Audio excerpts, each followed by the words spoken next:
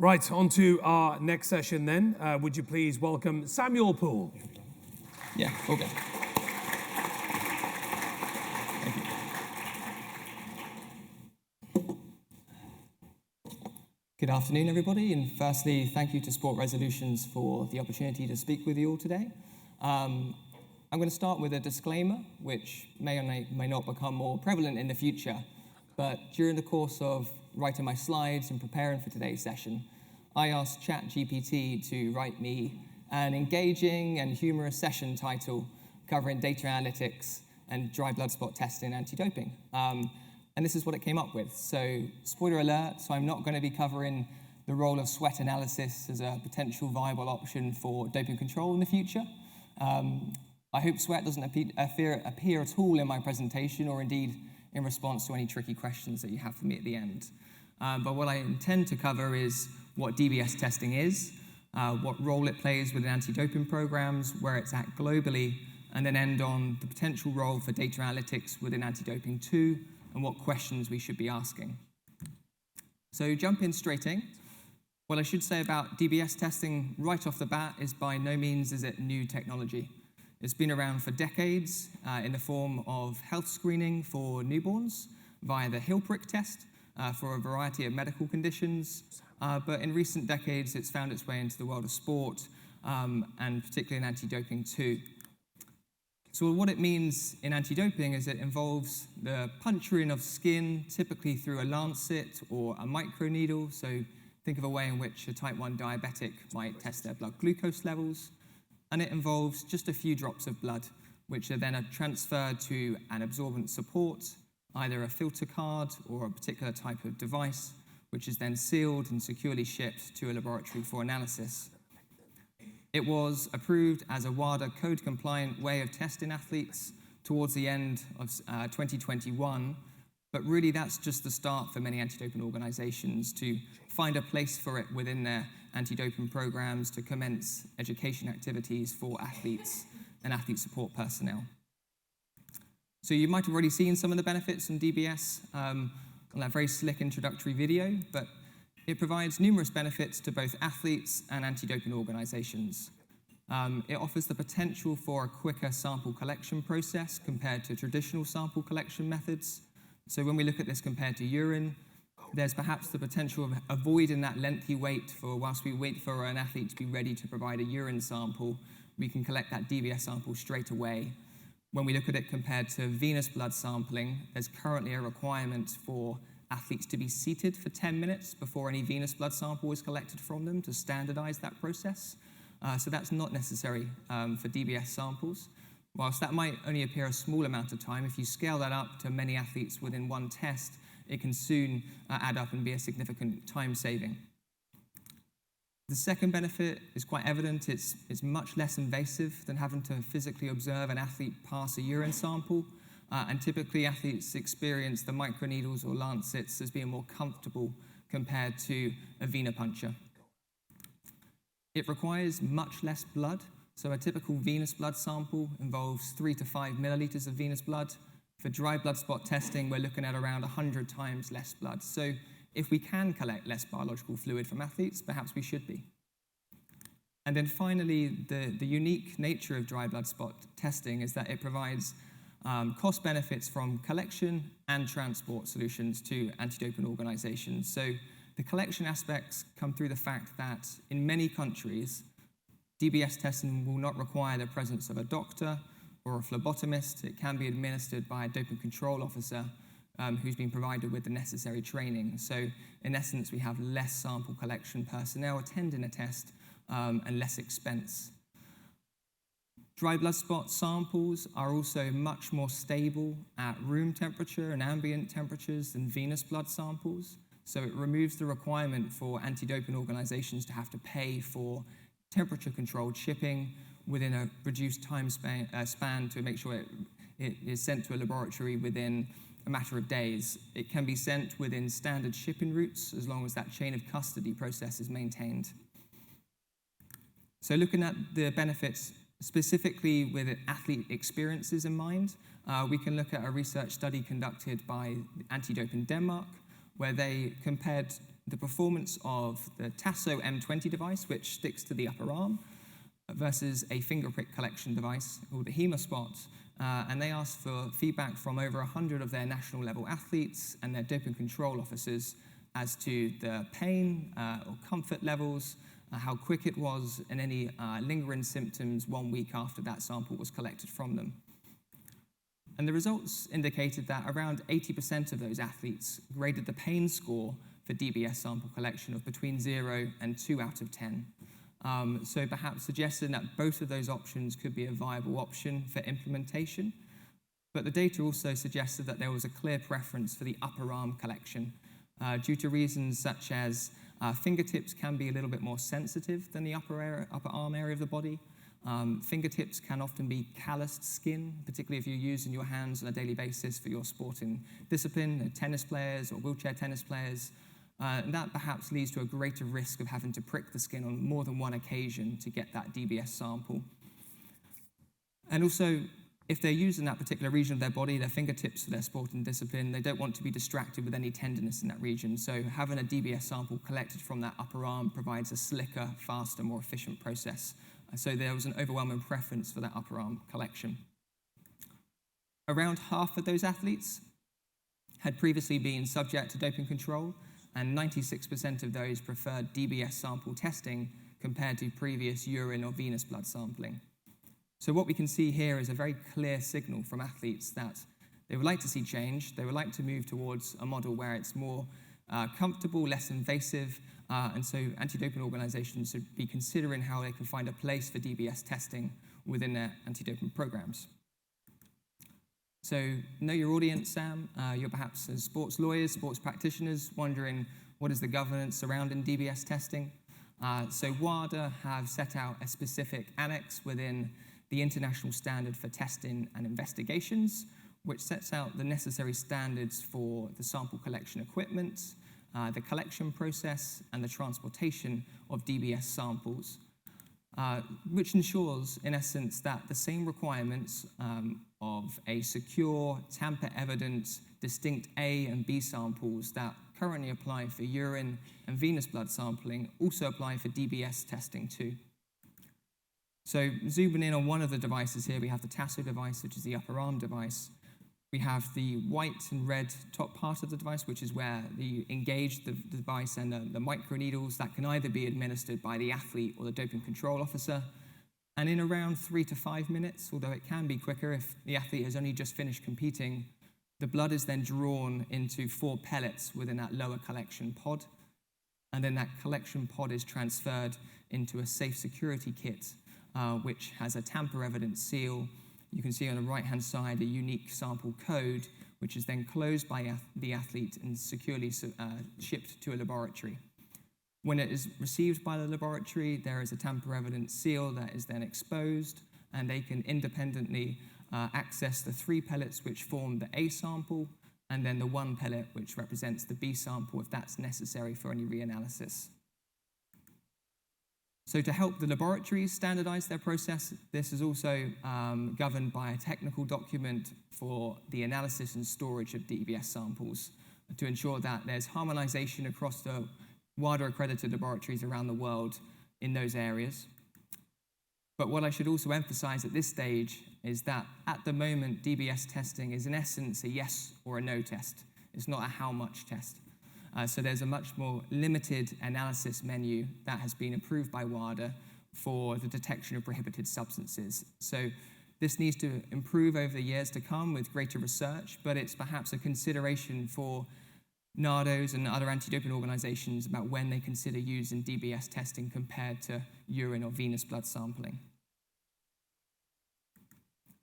So looking at the landscape of devices that are available, we almost have them in order of simplicity here, moving from the top left to the bottom right. So you have the simplest form is just a filter card. And as you work through the screen there towards the right-hand side, you have a variety of finger prick collection devices moving to the Tasso device on the upper arm. And this is perhaps a somewhat unexpected complication and challenge with global implementation of DBS testing, in that it's vital that any anti-doping organizations consider that The DBS device has been approved by the relevant regulatory body in their country, so in the UK of the MHRA, but just because it's approved in the UK doesn't necessarily mean it would be approved for us to test an athlete in Australia using that device. So there can be delays whilst manufacturers liaise with those respective regulatory bodies to seek approval for their devices in those jurisdictions. But also, we need to be aware that that perhaps exposes international level athletes who are traveling around the world to having DBS samples collected with a multitude of different DBS devices. So we need to be clear with our education messaging that it is just as code-compliant to have a DBS sample collected from the finger as it is the upper arm. Because clearly we want to minimize any risk of an athlete refusing a doping control test and facing the implications after that.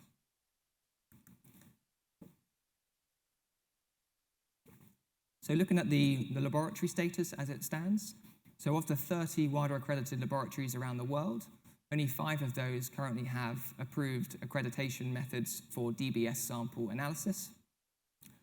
You tend to find that in that group, it would be those anti-doping laboratories that have been conducting DBS research for the last couple of decades. And even within that group of 5, the extent of that analysis menu differs. So that's another consideration as to where DBS samples can currently be shipped for analysis. At UCAD, we're keen to support the Drug Control Centre in London to join that list, hopefully in the next few months. If we look at the testing figures, it's clear to see that DBS testing at the moment forms a significant minority of the number of samples that are collected from athletes in the last couple of years.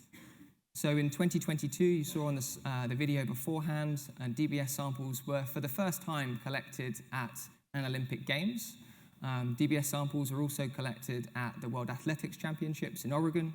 And looking at this year, we've also seen DBS samples collected at events like the Boston Marathon. But of those samples to date, only 2 adverse analytical findings or positive tests have been identified on the back of that sample analysis. Just to put that into context as well, if you look on an average year and combine the number of urine samples and blood samples collected from athletes, we're looking at around 250,000 samples around the world. So anti-doping organizations are still finding their feet with this option and finding a place for it within their testing programs. And that's exactly what we've been doing at UCAD too. So over the last year, we've conducted an internal trial where we compared the fingertip device called the Neoterix Mitra with the Tasso device. We engaged our staff in that process. You can see our comms officer, Alex, there. We involved our doping control officers to gain their feedback and their confidence in using that system on a day-to-day basis. We also gained feedback on the transport kit that can be combined with those DBS devices, which are then ultimately sent to a laboratory. We partnered with King's, the Drug Control Centre in London, to identify if there were significant irregularities in any of the samples that were sent to them, perhaps due to a lack of samples drying during that transit period. And importantly, we presented both of those options to our athlete commission too, to gain their feedback. Another vital part of this is the principle of education first in anti-doping. So we want to make sure that before we roll out DBS testing on athletes, they have received the relevant education so they are familiar with what that sample process looks like, what their roles and responsibilities are during that process, and where they can go if they have any questions. So recently we've been designing DBS-specific education that's available online through our e-learning portal, as well on our website. And then we want to maximize the benefits of that athlete experience during DBS testing. So we plan to combine it with another innovation, at least at UCAD. We want to trial it with paperless testing.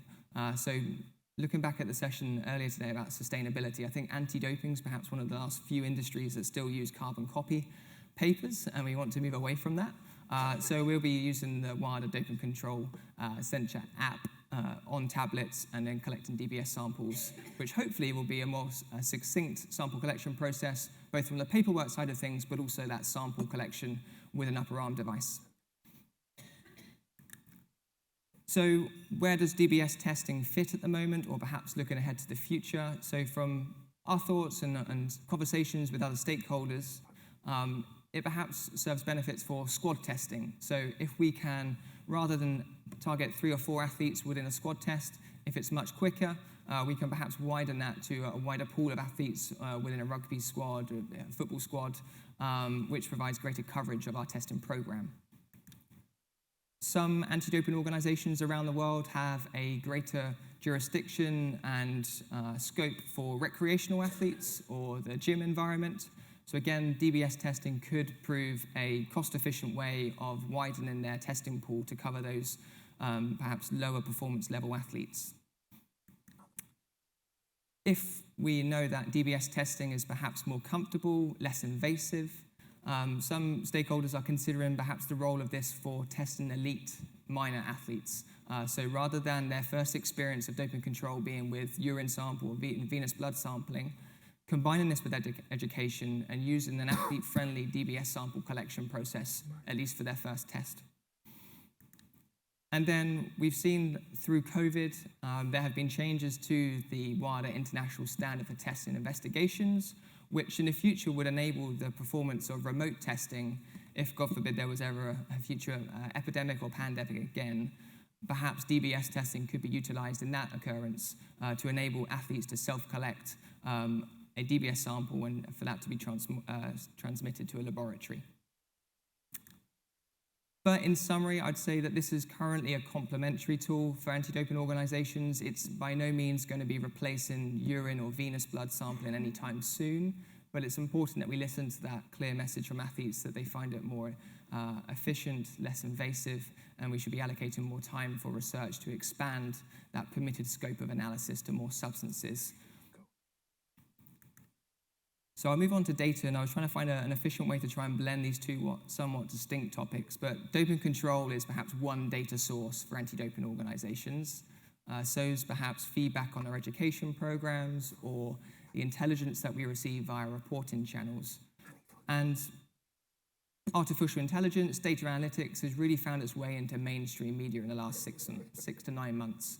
So I felt it was important to perhaps present the role of data analytics, at least in an anti-doping context. So at UCAD, we have set within our strategic plan a specific strategic objective of securing greater data capabilities, tools and techniques to optimize the information that we have available to us.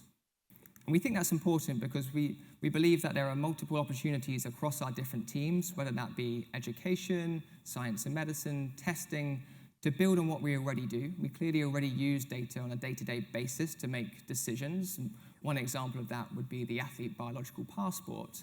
But there are perhaps more advanced approaches that would help to achieve greater collaboration across our organization, or at least with international counterparts as well. Effective and appropriate use of data can also ensure that we're making consistent evidence-based decisions. And the creation of new data visualizations can enable new insights, new perspectives on existing data sets, which altogether we believe can lead to greater benefits in terms of efficiency through reduced time spent on manual tasks, or effectiveness gains in our areas of detection, deterrence, or prevention. So what does data analytics look like?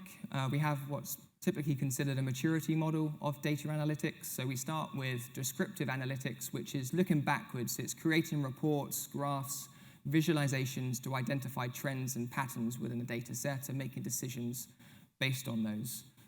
We then move up to perhaps diagnostic analytics, which looks at root causes and identifies relationships that weren't previously detectable. And then we start to enter the realm of more advanced approaches like predictive analytics, where predictive models are created like ChatGPT or generative AI. And then the most advanced form of analytics is prescriptive analytics, which not only makes those predictions, but creates recommendations on the back of it too. And the purpose of sharing this slide is really to emphasize that from our experience, anti-doping is perhaps entering this at an early stage, perhaps that more descriptive analytics step. Some of our recent work has been about creating efficiencies, creating new visualizations on the information we hold in our testing activity and whereabouts to help our testing team make more prioritized, effective decisions.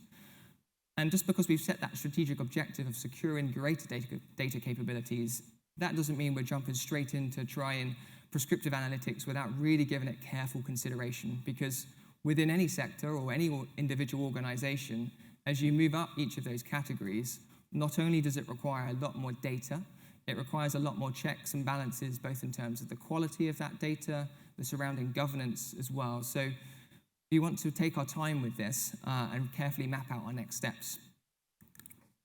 And just to evidence that, we've been involved in a WADA-funded research project over the last couple of years, which has been examining the social, ethical, and legal implications of embedding AI within anti-doping. It was originally planned for a 2-year project. COVID got in the way, but I think it's fair to say that AI has significantly moved on compared to where the research team thought it was going to be at the end of that project, certainly in the last few months. And the aim of that was to convene stakeholders to understand their concerns, their suggestions, and inform next steps. And some of the conversations and the topics that came out through participation in that project were, how do we ensure that athletes' existing data protection rights are acknowledged? Do existing regulations currently serve the purpose, or is new regulation required specific to the use of data analytics and AI? If new data collection and data processing is needed, how do we make sure that it's not onerous on athletes and their well-being is maintained? What is the scope of that potential use of AI? So could it serve education purposes, not just testing and detection purposes as well? And then I guess similar to DBS sample, how do we ensure international harmonization in those processes as well? And if there are 1 or 2 anti-doping organizations who start this process, how do we prevent there being a significant disparity in anti-doping programs around the world? So how can we ensure collaboration, shared learning throughout the implementation of AI? In addition to legal frameworks, do we need some ethical frameworks? For what are the pertinent questions that we should all be asking before we even consider using new technology that even the experts in their most advanced forms don't necessarily understand how deep neural networks work and how they learn? And if we're using significant global data sets, how do we ensure that there's no significant biases within that data set which affects the validity of the conclusions that are drawn? We're making very sensitive decisions on the back of that analysis, so how do we maintain the validity and achieve confidence in the anti-doping community? And then finally, what is the role of humans in that AI lifecycle? How do we ensure that it isn't solely a complete AI-generated decision-making process and ensure that there is that human checkpoint to validate the findings? So if AI was to be implemented, or data analytics, what is the current regulatory landscape? So we have the WADA International Standard for the protection of privacy and personal information. This already sets the minimum standards globally for data protection in anti-doping, and it also acknowledges that there are clearly national legislation that needs to be accounted for as well. So that's perhaps going to be serving a role, and I would expect that in its next revision in the next few years, that stakeholders will be submitting many a comment about data analytics and AI and how that needs to be acknowledged within that document, and whether there needs to be any supporting guidelines produced by WADA. If we look specifically in the UK setting, just last month, the UK government produced a white paper on their pro-innovation approach towards governing AI, which is going to be principles-based and non-statutory. And those principles cover things like fairness, contestability, accountability, and security, which would be regulated by regulatory bodies, at least in the first instance. And the government has also created a task force to really acknowledge the significant traction in this space in the last few months. I think specific to anti-doping, we need to maintain the involvement of athletes and continue to listen to the athlete voice. So what are their concerns? What are their questions? What are their suggestions? So at UCAD, we have our Athlete Commission. Globally, you have the WADA Athlete Council, and so clearly they're also an important stakeholder within the rollout and the potential use cases for data analytics.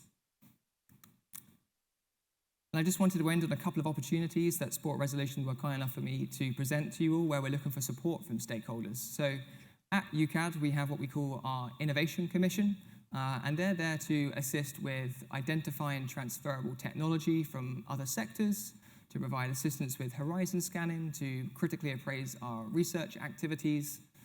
And with that commitment of ensuring best practice with data governance, we're keen to recruit an expert in data ethics to join our commission.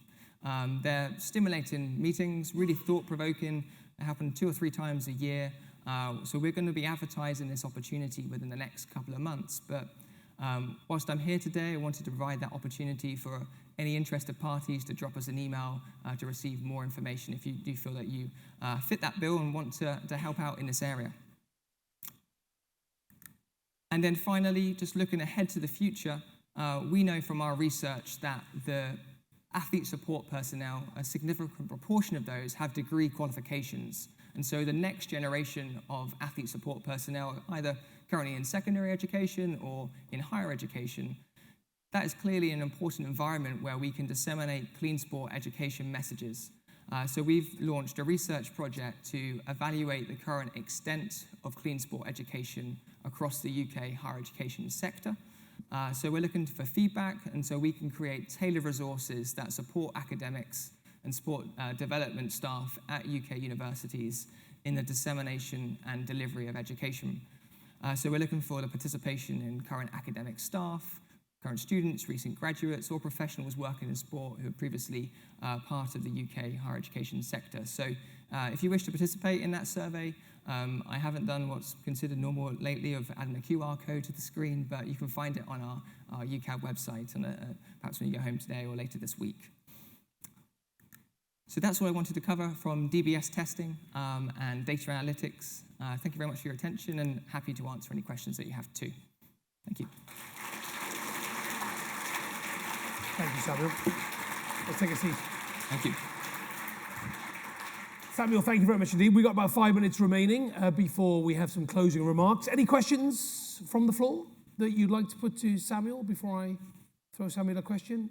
If you want to ask a question then, or have a think about one, yes, at the front there. Okay, while we get the microphone to you, yeah, absolutely, I'll come to you. Whilst we have got a couple of seconds before the microphone gets there, can I ask this question about sweat? Yes. You mentioned sweat, but you didn't talk about sweat.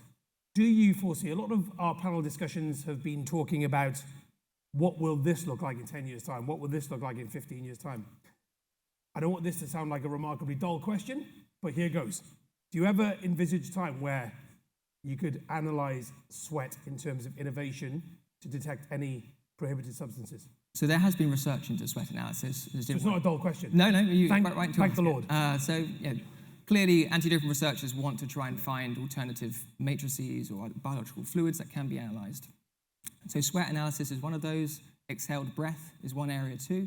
But for the purpose of today, I just wanted to focus on dry blood spot testing, and it was ChatGPT threw in the sweat analysis as an interesting topic. Yeah, okay, fantastic. Thank you very much indeed. Right, okay, here we go. Hello again. Hello, sorry, it's Claire again from World. No worries, Claire. Just interested in the dry blood spot testing. Yeah. You didn't mention what you can test for. You said you can only answer yes, no. So what does that actually mean? So can you test for testosterone levels, for example? Not level, but a certain level. Yeah, so there's a panel of anabolic agents like testosterone that you could test for the presence of. If there's other categories that have prohibited this that are relevant, so peptide hormones, etc. But it is substantially reduced compared to urine and venous blood sampling. So I couldn't give you an exact number of, say, 300 items on a prohibited list. X number of that is relevant for DBS. It's something that's quite limited at the moment, and that's perhaps why you're only seeing 2,000 samples collected last year. Okay, thank you, Claire. Any further questions before we close today? No other questions? Oh, yeah, hello. Oh, right close. There we are. Hi, I'm Jessica Engineer. I'm a strategic urban studies. So I'm an arbitrator and sit on the sports resolution pro bono panel where I have the privilege of representing some of the athletes who have adverse analytical findings. And just following up on that question, so if it's effectively a yes or no, positive or negative, what kind of information is an athlete going to get when there is a positive finding in DSP or DBS that enables them to understand the results of that test? So the same process that currently applies for urine or venous blood sampling applies. So it's very much, it fits within the current rules and regulations of, we have the International Standard for Results Management in anti-doping, and so they will receive the same level of information from an anti-doping organization's legal department about the AAF and what that means for them and the asserted anti-doping rule violation. So really it's no different. It just means that an anti-doping organization has less prohibited substances that currently can be detected. Thank you for your question. Any more before we finish? One question to you, Sam, if I may, and in terms of, is this almost like an arms race where you've got the anti-doping authorities, of course, and people who play by the rules, and those people who don't want to play by the rules? It's always been described as an arms race. Is that very much how you see it now, still? Yeah, I think it's quite right, to portray anti-doping as a bit of a cat and mouse. We are consistently seeking out new innovations to catch up to novel doping practices that are occurring out in the field, so we need to improve the way in which laboratories can detect new prohibited substances which perhaps haven't been approved for human use, but athletes are using it to seek a performance gain, or find new ways of collecting samples from athletes that enables us to test them in remote settings, where previously it has been difficult to submit or transport a sample from a remote part of the country to an accredited laboratory within that time-defined period. So DBS testing enables that remote testing as well. Okay. Thank you very much indeed. If there are no further questions, thank you very much indeed, Samuel Poole. Good to see you. Thank you. Thank you, Samuel. Thank you.